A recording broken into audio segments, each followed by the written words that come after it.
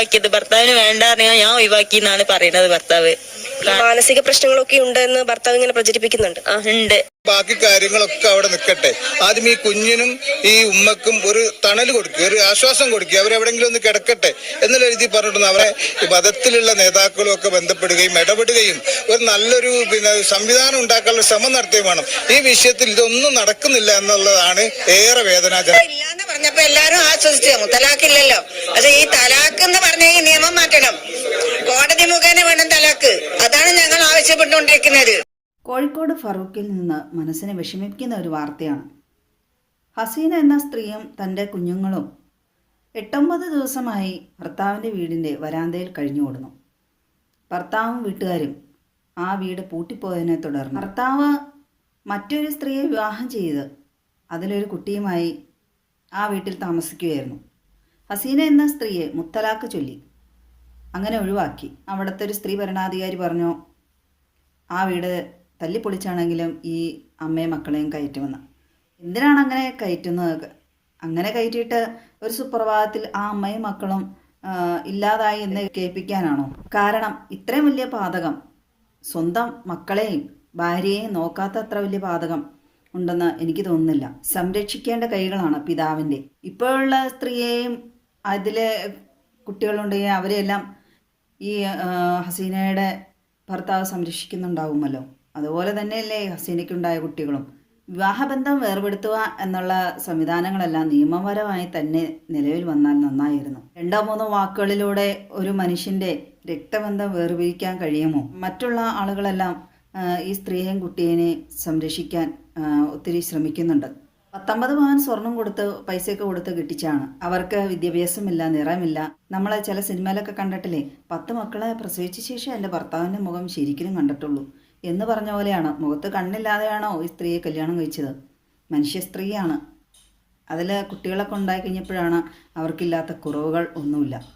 പണ്ടൊക്കെ ശരിയാണ്, പക്ഷേ ഇപ്പോൾ ആ മതവിഭാഗത്തിൽപ്പെട്ടവർ അങ്ങനെ ബഹുഭാര്യത്വം കൊണ്ടു നടക്കുന്നവരല്ല. എൻ്റെ സുഹൃത്തുക്കളൊക്കെ ഇടയ്ക്ക് പറയാറുണ്ട്, കെട്ടുവാണെങ്കിൽ അവർ വേണം കെട്ടാൻ. കാരണം കുടുംബത്തെ ഇത്രയധികം ഭദ്രമായി നോക്കുന്ന ഒരു വിഭാഗക്കാരില്ല എന്നാണ് പറയുന്നത്. ഭാര്യയും മക്കളെയൊക്കെ എത്ര കെട്ടിയാലും അതെ. പക്ഷേ ഇപ്പോഴത്തെ തലമുറയ്ക്ക് എന്താണ്, അവർ വെറും ചണ്ടിയായിട്ടാണോ ഭാര്യയും മക്കളെയും കണക്കാക്കുന്നതാവും? എല്ലാവരും ഇല്ല എങ്കിൽ പോലും ഇതുപോലെ കാണിക്കുന്ന ആളുകളെ പോലുള്ളവർ. സ്വന്തം ആരോഗ്യവും സൗന്ദര്യവും എല്ലാം ക്ഷയിക്കാൻ എത്ര നേരം വേണം? ഒരു അസുഖം വന്നാൽ തീർന്നില്ലേ? ഒരു അപകടം സംഭവിച്ചാൽ തീർന്നില്ലേ? ഈ സ്ത്രീയും കുഞ്ഞുങ്ങളും വരാന്തയിൽ കഴിയുമ്പോൾ അവരുടെ വീട്ടുകാർ ഭക്ഷണം കൊണ്ടുപോയി കൊടുക്കുന്ന പോലും ഈ സ്ത്രീയുടെ ഭർത്താവിൻ്റെ വീട്ടുകാർ തടഞ്ഞിരുന്നു. എന്താ അന്യായമാണല്ലേ ഇത്? സ്വന്തം കുഞ്ഞുങ്ങൾക്ക് ഭക്ഷണം കൊടുക്കുകയില്ല, മറ്റുള്ളവരെ കൊണ്ട് കൊടുപ്പിക്കുകയില്ല.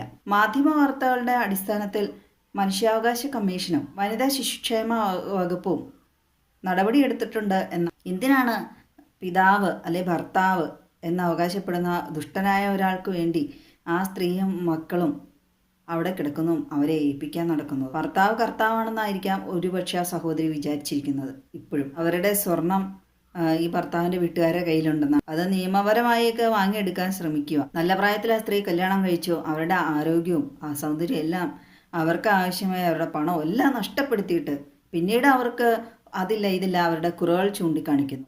എന്താ അന്യായമാണത്?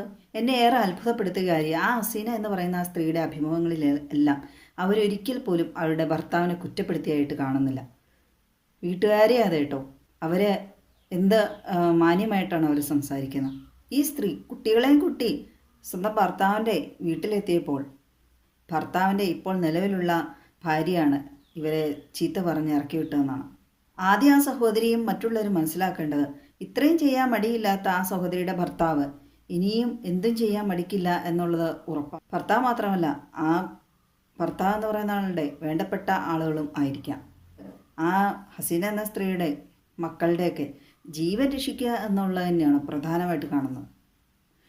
ജീവിതത്തെക്കുറിച്ച് ഇനി അവലാതിപ്പെട്ടിട്ട് ഒരു കാര്യമില്ല, മക്കൾക്ക് വേണ്ടി ജീവിക്കുക. ഏതായാലും ഇത്രയും ദിവസമായിട്ട് ആ സ്ത്രീയും മക്കളും ജീവനോടെ ഇരിപ്പുണ്ടല്ലോ, അത് തന്നെ അവർക്കിടെ ഒരു ഭാഗ്യമായിട്ട് ദൈവാധീനമായിട്ട് കൂട്ടിയാൽ മാത്രം മതി.